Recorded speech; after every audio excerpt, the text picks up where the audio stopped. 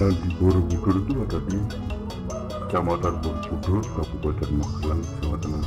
Tapi yang itu saya kalau tiap buka YouTube ini itu vlogger atau youtuber luar negeri itu rata-rata ke Candi Borobudur tapi menuliskan judulnya Yogyakarta. Saya sebagai warga pribumi Magelang rasanya gimana itu, benar-benar nggak nyangka Magelang yang jadi terkenalnya apa Candi Borobudur di Magelang, tapi ternyata lebih kenalnya ada di Yogyakarta. Udahlah, yang penting kita balik aja realita kenyataan itu pelestarian itu jagat budaya non jawatan atau dari pihak amatir warga lokal lain. Ini rumahku tepi jalan makanya bising.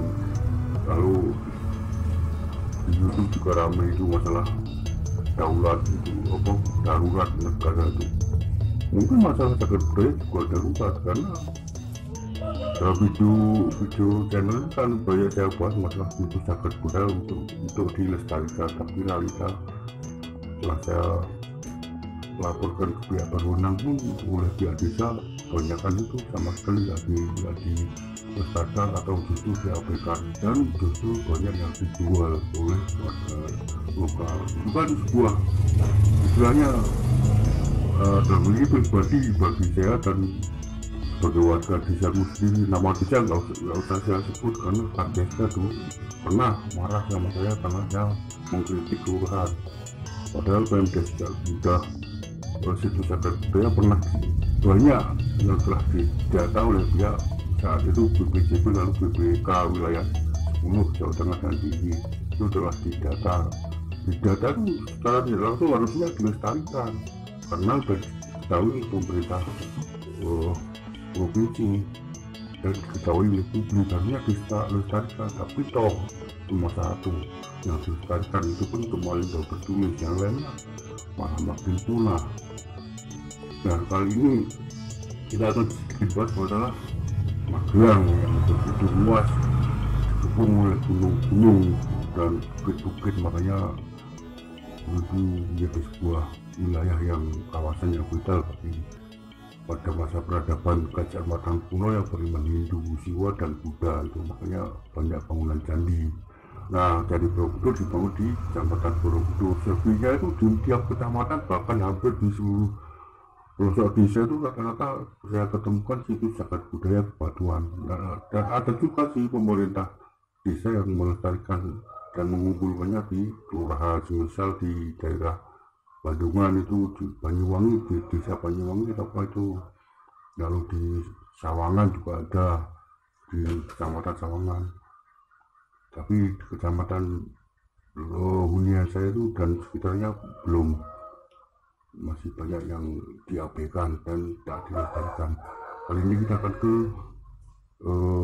Kecamatan Sawangan yang perbatasan Kecamatan Sawangan di Kecamatan Mungkit. Di sana ada dusun namanya Dusun Bondowangi. Di situ disebut sebagai Dusun Penggaron. Penggaron orang banyak yang nggak mengenal itu apa itu Penggaron. Penggaron adalah nama dari sebuah lumpang atau cawan gitu untuk menaruh air suci, atau dalam kata lain juga ada yang Penggaron itu mungkin itu garu atau baja sawah, tapi dari topografinya saya lihat itu mungkin bukan sebuah garu atau baja, tapi itu Penggaron dari cawan tempat air suci tadi. Dan setelah saya busui ternyata emang benar di situ ada lumpang sesajen di sudut sawah Penggaron Lor, Baru Utara. Di sana juga ada lumpang sesajen di sawah, dan di seberang selatan, seberang jalan itu ada pemandian. Di situ saya kan bekerja seni rupa, saya pernah menggambar mural tembok pemandian tersebut, dan saat itu dibangun Joglo, saat pembangunan Joglo banyak terdapat beberapa candi. Nah itu dalam hipotesa aku merupakan sebuah lokasi dari Candi Patok barat dari Wanua tersebut, berbatasan terhadap Wanua Sapiku yang ini menjadi kecamatan Mungkin. Nah, pemandian tersebut terdapat di sebuah cekungan memanjang. Itu merupakan cekungan Sungai Pabelan Purba yang kini telah bergeser di selatan dari Bukit Gunung Lemah. Sedangkan di Gunung Lemah adalah bukit yang dikepung banyak pohon bambu dan ini menjadi komplek pemakaman. Itu terjadi pada masa Mataram Islam. Bangunan candi reruntuhan diubah menjadi bangunan masjid, musola, dan tempat makam. Itu beberapa abad kemudian. Kan kerajaan Mataram kuno mengalami keruntuhan akibat erupsi Merapi dan Midaga Jawa Timur akibat serangan Sriwijaya juga itu pada awal abad 10. Nah, di Gunung Pring itu banyak pohon bambu seperti halnya di Gunung Wukir. Gunung Wukir adalah bukit yang ada di Kecamatan Salam. Di sana adalah lokasi dari Candi Siwa dan di sana diketemukan prasasti Canggal yang tertulis abad ke-7. Itu Candi Siwa. Lalu candi yang lainnya itu kan dalam iman Hindu kan ada Trimurti, 3 dewa. Candi yang lainnya itu kemungkinan itu ada di Candi Gunung Sari, Kecamatan Muntilan di sebelah selatan Sagulon. Itu memang ada di sana banyak kekuatan candi dan tapi saya nggak tahu itu candi apa, itu Brahma atau Wisnu. Dan lebih ke selatan atau barat daya lagi itu ada Gunung Pring yang ini menjadi pesantren. Yang di makamnya juga dulu banyak kekuatan candi. Itu rotasi peradaban sejarah dari kerajaan Mataram Hindu menjadi Mataram Islam yang kembali ke Jawa Tengah pada awal abad ke-15 membuka alas mentau. Nah, kembali ke Munggaron tadi, di sana terdapat beberapa cawan dan pernah juga diketemukan patung. Tapi sekali lagi yang saya bahas di awal tadi, darurat cagar budaya, kebanyakan cuma dijual. Secara banyak ada dua atau berapa itu diketemukan patung tapi cuma dijual, seperti halnya di desaku itu ada penemuan relief dan dewa patung Ganesha yang telah didata pun dijual. Benar-benar darurat kalau musuh Jawa itu darurat gitu. Itulah sebelah senang Munggaron. Di situ ada lubang-lubang yang telah didata oleh BPK wilayah 10 saat itu oleh BPCB, sekarang kan menjadi BPK. Itu di sebelah timurnya ada bukit juga yang menjadi makam dan konon dari kerabat Solo, kerabat orang-orang dalam Solo. Nggak tahu kok malah lebih cenderung banyak ke kerabat Solo.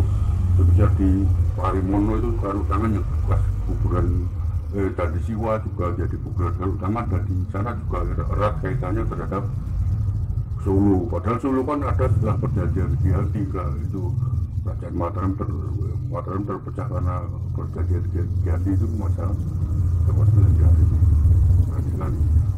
Kalau yang dirikan desa itu sebagai wilayah Solo saya rasa jauh, karena sebelumnya kan telah ada, yaitu di abad ke-8 Mataram Hindu atau Mataram kuno abad ke-8 hingga abad 10 periode Jawa Tengah. Di sebelah utara dari lokasi tadi, lokasi cawan-cawan yang telah didata tadi, juga ada beberapa peripih atau rumpang atau mungkin itu yang disebut sebagai Munggaron. Ada motor lewat itu terpakai itu dari Munggaron tadi, karena dari bentuknya itu lebih besar dan terdapat 3 buah yang terdapat di ladang yang tak terurus itu mungkin belum didata, dan lokasi tepatnya nggak akan saya sebutkan karena saya tahu banyak penonton bahkan di grup, saya kan di grup tergabung dalam grup kandang kebo itu juga ternyata ada yang cuma mati, dalam bahasa Jawanya itu mati cuma cari ilmu lalu mencurinya gitu, atau menjual, memperjualbelikan, membelinya. Itu realita, makanya kan cagar budaya itu istilahnya darurat tadi. Tuh, cuma sekilas aja itu, muka-muka omonganku ini bisa dipahami, karena saya nggak pinter diplomasi dan bukan orang yang banyak membual berjanji-janji palsu, lagi kampanye pakai motor bising sampai tawuran dan sebagainya, tapi setelah jadi wakil rakyat ternyata nggak mewakili.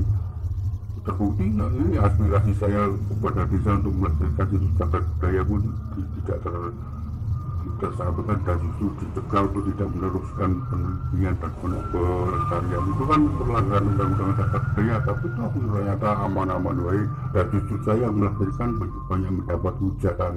Itulah ketidakadilan dan darurat cagar budaya. Salam darurat cagar budaya.